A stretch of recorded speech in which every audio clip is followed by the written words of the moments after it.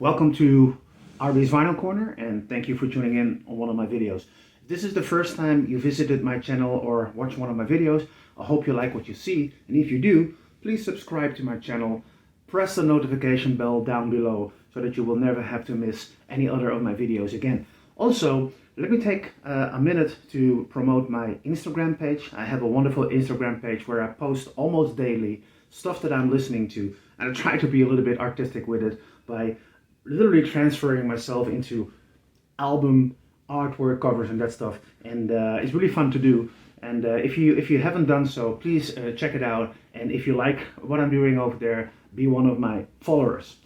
Today I'm going to talk about a fantastic heavy metal album that is in my list of most favorite albums ever, which is Powerslave by Iron Maiden. And I have so many great memories from this album. This was actually my first introduction into Iron Maiden. The album was released in 1984, but the first time I heard it was back in 1996, and I was like an 18 years old kid back then, and I was just exploring hard rock and heavy metal. I remember that in 1995, The Gathering, which is a Dutch metal band, a female-fronted metal band, came with their album Mandillion.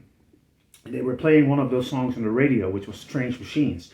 And when I heard that while I was working at one of my holiday jobs, it just literally blew me away. And I ran for a record store, I bought a copy of Mandillion, and that was basically my first introduction in heavy metal. Then I told this to a good friend of mine, and he said, well, if you like that stuff, I got something you really have to listen to.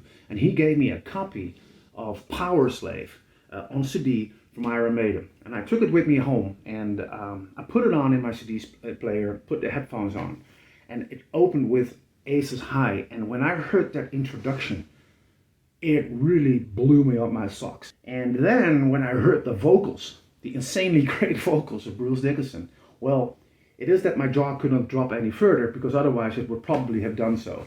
It was something I had never ever heard before in my whole life. Just try to remember how you felt when you heard that stuff for the first time.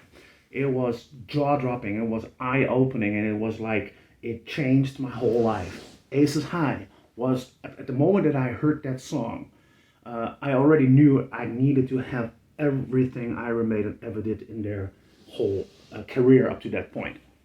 So this is the era where Blaze Bayley was actually the singer of Iron Maiden, and Bruce Dickinson went on solo.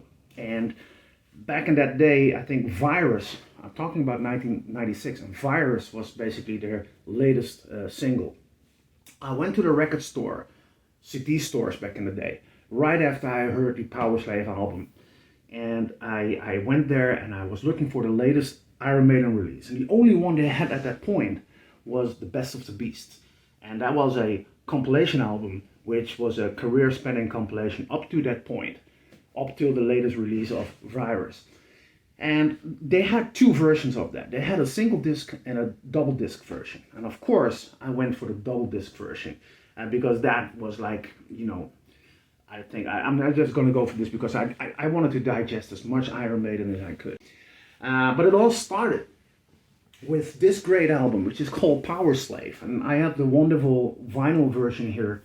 And it's an amazing album. This is absolutely one of my most favorite Iron Maiden albums ever. And that's because of the nostalgic value of this, because this was the one that actually got me into it. Now look at the wonderful artwork.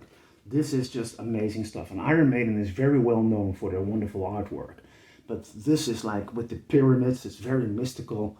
And when you look at this, especially in a vinyl format, you will basically never get enough of it. The flip side is just continued with all these Egyptian-themed artwork. And it has the great track listing here. Now it has Aces High, like I already told you, it was the first Iron Maiden song I ever heard. Blew me up my socks. And it continues with 2 Minutes to Midnight, which is a classic Iron Maiden song. I love that song. It's really rocking, really pumping, and it's really nice. It has Lost for Words, which was an instrumental song. Flash of the Blade, great, speedy song. Duelists, Back in the Village, and Powerslave, one of my personal highlights of this one. I absolutely adore that song. And then we have the the 13 plus minutes clocking Rime of the Ancient Mariner. And up till the Book of Souls that came out a couple of years ago, Rime of the Ancient Mariner was the longest Iron Maiden track they did so far. Great, great song. They often make songs that clocks close to 10 minutes, even 11 minutes, and like Sign of the Cross is like 11 plus minutes. But up to that point of Book of Souls, when they came with the Empire of the Clouds, Rime of the Ancient Mariner was the longest one. But it's an amazing, amazing song. Really, really, really, really nice. So it has this great inner sleeve, and they continue with the whole Egyptian theme, and of course, all the lyrics to the songs. And the version I have is actually black vinyl.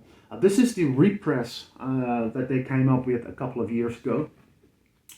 Great quality, but amazing album, guys. So great memories from this one. Iron Maiden, Powerslave. If you like this video, please thumb up and leave a comment. Tell me what your favorite songs are in this album, and let's discuss it. And I hope to see you in the next video.